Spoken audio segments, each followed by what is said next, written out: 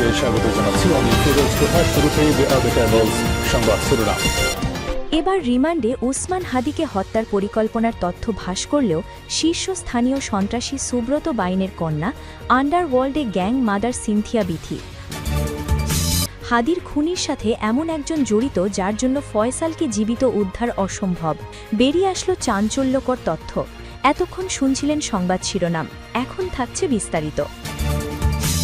শরীফ ওসমান হাদির ঘটনা এবার এক নাটকীয় মোড় নিচ্ছে। এতদিন আমরা যেটা সন্দেহ করে আসছি সেই সন্দেহই ছিল বড় ভুল। ইউনুস প্রশাসন এবার নড়ে চড়ে বসেছে। এবার তারা সঠিক জায়গায় হাত দিয়েছে। মোহাম্মদ ইউনুস এবং সেনাপ্রধান ওয়াকারুজ্জামানের মাঝে চলছে ভাঙনের খেলা। এতদিন যে নাটক চালিয়ে সাধারণ মানুষকে বোঝানো হয়েছিল যে ওসমান হাদিকে শেষ করেছে ফয়সাল করিম মাসুদ এবং সে ভারতে পালিয়ে গেছে, কিন্তু না, সেরকম কোনো তথ্য প্রশাসন দেয়নি এবং ডিজিএফআই বের করে এনেছে ভয়ানক এক সত্য, যেখানে শুটার ফয়সালের সাথে জড়িত রয়েছে সেনাপ্রধান। হাদি হত্যার পেছনে এমন একজনের হাত রয়েছে যার কারণে খুনিকে জীবিত ধরা প্রায় অসম্ভব। কিন্তু হাদিকে শেষ করার পেছনে কে এই মাস্টারমাইন্ড? আপনি যার কথা ভাবছেন সেই শাহীন চেয়ারম্যান নয়। সন্দেহের তীর এবার তীব্র হয়েছে সেনাপ্রধান ওয়াকারুজ্জামানের দিকে। কিন্তু কেন সেই সন্দেহ? কেন ফয়সালকে জীবিত ধরা অসম্ভব? এমন কথা যখন সামাজিক মাধ্যমে বেশ আলোচনায়, তখন ইনকিলাব মঞ্চ থেকে দেওয়া হয়েছে কড়া হুঁশিয়ারি, যেখানে বলা হয়েছে খুনিকে দ্রুত জীবিত গ্রেফতার চাই, বন্দুক যুদ্ধের কোনো নাটক দেখতে চাই না। ইনকিলাব মঞ্চের ফেসবুক পেজ থেকে এরকম হুঁশিয়ারি দেওয়ার পর ঘটনা আরও গভীরে যাচ্ছে। ধারণা করা হচ্ছে বিগত শেখ হাসিনার আমলে যেরকমভাবে গুরুত্বপূর্ণ কিছু কেস বন্ধ করে দেওয়া হতো বন্দুক যুদ্ধের কথা বলে, ঠিক সেরকম একটা ঘটনা ঘটতে যাচ্ছে ওসমান হাদির দেলাতে। আর সেই ঘটনার মূল পরিচালক ওয়াকার। তবে কি সত্যি ফয়সালকে জীবিত উদ্ধার সম্ভব? সেটা হয়তো সময় বলে দেবে। এদিকে ঘটনার আরেকটি লিড পেয়েছে গোয়েন্দা সংস্থা। শীর্ষস্থানীয় সন্ত্রাসী সুব্রত বাইনের কন্যা সিনথিয়া বিথিকে গ্রেফতারের পর রিমান্ডে যেন দিনের আলোর মতো পরিষ্কার হয়ে যাচ্ছে ওসমান হাদিকে কারা এবং কেন হত্যার পরিকল্পনা করেছিল। জিজ্ঞাসাবাদে বের হয়ে আসছে একের পর এক চাঞ্চল্যকর সব তথ্য। শীর্ষস্থানীয় সন্ত্রাসী সুব্রত বাইনের কন্যা সিনথিয়া বিথিকে র‍্যাব ১১-র একটি টিম কুমিল্লা থেকে গ্রেফতার করে। বাবার দীর্ঘ কারাবাসীর সুযোগে অপরাধ জগতের নিয়ন্ত্রণ কার্যত তার হাতেই ছিল, ফলে আন্ডারওয়ার্ল্ডে তিনি গ্যাং মাদার হিসেবে পরিচিতি পান। সংশ্লিষ্টদের মতে এই গ্রেফতার কেবল একটি সন্ত্রাসী পরিবারের সদস্যকে আইনের আওতায় আনার ঘটনা নয়, বরং এটি দেশের আন্ডারওয়ার্ল্ডে ক্ষমতার নিয়ন্ত্রণ, আন্তদেশীয় সন্ত্রাসী যোগসূত্র এবং সাম্প্রতিক রাজনৈতিক অস্থিরতার সঙ্গে অপরাধ জগতের সম্ভাব্য সম্পৃক্ততার জন্য গুরুত্বপূর্ণ। উচ্চ পর্যায়ের একাধিক কর্মকর্তা জানিয়েছেন, রাজধানী ও সীমান্তবর্তী অঞ্চলের সক্রিয় সংঘবদ্ধ অপরাধ চক্র, বিদেশিদের সঙ্গে যোগাযোগ এবং প্রশিক্ষিত সন্ত্রাসী দলের সঙ্গে লেনদেন, এসব বিষয়ে বিস্তারিত তথ্য পাওয়া যেতে পারে তার কাছ থেকে।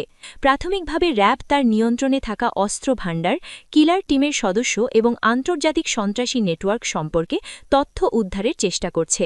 বাবার অনুপস্থিতিতে অত্যন্ত কৌশলে তিনি পুরো নেটওয়ার্কের নিয়ন্ত্রণ নিজের হাতে তুলে নেন। অভিযোগ রয়েছে চাঁদাবাজি, টেন্ডারবাজি, অবৈধ অর্থ লেনদেন সহ নানা অপরাধমূলক কর্মকাণ্ডের কেন্দ্রবিন্দুতে ছিলেন তিনি। গোয়েন্দা কর্মকর্তারা বলছেন, সুব্রত বাইন কারাগারে থাকলেও তার সন্ত্রাসী সাম্রাজ্যে দুর্বল হয়নি, বরং সিনথিয়া বিথির মাধ্যমে তার নতুন আঙ্গিকে পরিচালিত হচ্ছিল। তিনি ছিলেন প্রযুক্তি নির্ভর, কৌশলী এবং অনেক ক্ষেত্রে আরও আগ্রাসী। বাবার লেখে যাওয়া অস্ত্র ভাণ্ডার ও প্রশিক্ষিত ঘাতক দলের সঙ্গে নিয়মিত যোগাযোগ বজায় রেখে দূর থেকেই অপরাধ কার্যক্রম সচল রাখতেন তিনি। তদন্ত সংশ্লিষ্ট সূত্র জানায়, সিনথিয়া বিথির কর্মকাণ্ড দেশের গণ্ডিতে সীমাবদ্ধ ছিল না। তার বিরুদ্ধে ভারতের কিছু সন্ত্রাসী গোষ্ঠী ও অপরাধ চক্রের সঙ্গে গোপন যোগাযোগের তথ্য পেয়েছে গোয়েন্দা সংস্থাগুলো। এই আন্তদেশীয় যোগাযোগের মাধ্যমে অস্ত্র ও অর্থ পাচার, সীমান্ত পথে কুরিয়ার নেটওয়ার্ক এবং হাওয়ালা ধাঁচের অর্থপ্রবাহ পরিচালিত হবে বলে সন্দেহ করা হচ্ছে। তার ডিজিটাল ডিভাইস ও কল রেকর্ড বিশ্লেষণ করে এসব বিষয়ে বিস্তারিত জানার চেষ্টা চলছে। পাশাপাশি ভারতে পলাতক কিছু বাংলাদেশি রাজনৈতিক নেতা ও সাবেক পুলিশ কর্মকর্তার সঙ্গে তার কোনো যোগাযোগ ছিল কিনা সেটিও খতিয়ে দেখা হচ্ছে। একাধিক কর্মকর্তা আমার দেশকে বলেন, এ ধরনের আন্তঃদেশীয় যোগাযোগ প্রমাণিত হলে তা শুধু আইন শৃঙ্খলা সমস্যা নয়, বরং জাতীয় নিরাপত্তার প্রশ্নও তৈরি করবে। বিথি সুব্রত বাইনের ৩ স্ত্রীর মধ্যে স্ত্রী লুসির বড় সন্তান। তার ভাইয়ের নাম তৌকির আলী রিপন। তিনি একসময় বাবার গাড়িচালক ওসমানের সঙ্গে পালিয়ে বিয়ে করেন। ধারণা করা হয় এই সম্পর্কের মাধ্যমেই ওসমান অপরাধ জগতে প্রবেশ করেন। তবে বর্তমানে সেই সম্পর্ক টিকে আছে কিনা বা ওসমানের বর্তমান অবস্থান কি সে বিষয়ে নিশ্চিত তথ্য পাওয়া যায়নি। বিথির গ্রেফতারের পর সবচেয়ে গুরুত্বপূর্ণ যে বিষয়টির উপর জোর দেওয়া হচ্ছে তা হল সাম্প্রতিক জুলাই বিপ্লবীদের ওপর হামলা ও হুমকির সঙ্গে আন্ডারওয়ার্ল্ডের কোনো সংশ্লিষ্টতা আছে কিনা।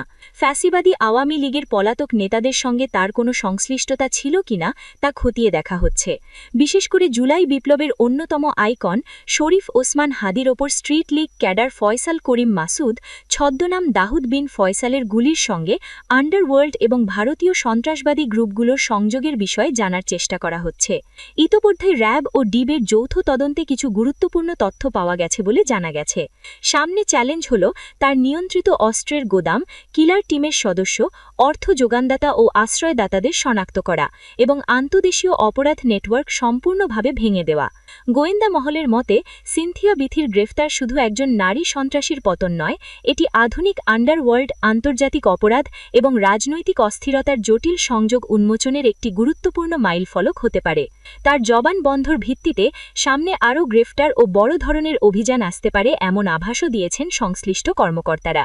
এছাড়া বাংলাদেশের ভূ-রাজনৈতিক মানচিত্রে অস্থিরতা ও কিছুটা আতঙ্কের ছায়া ঘনীভূত হচ্ছে। গত বছরের ৫ই আগস্টের ছাত্র জনতার ঐতিহাসিক বিপ্লবের পর রাষ্ট্রের সার্বভৌমত্ব এবং জনগণের মৌলিক অধিকারের প্রশ্নে যারা আপোষহীন তাদের টার্গেট করা হচ্ছে।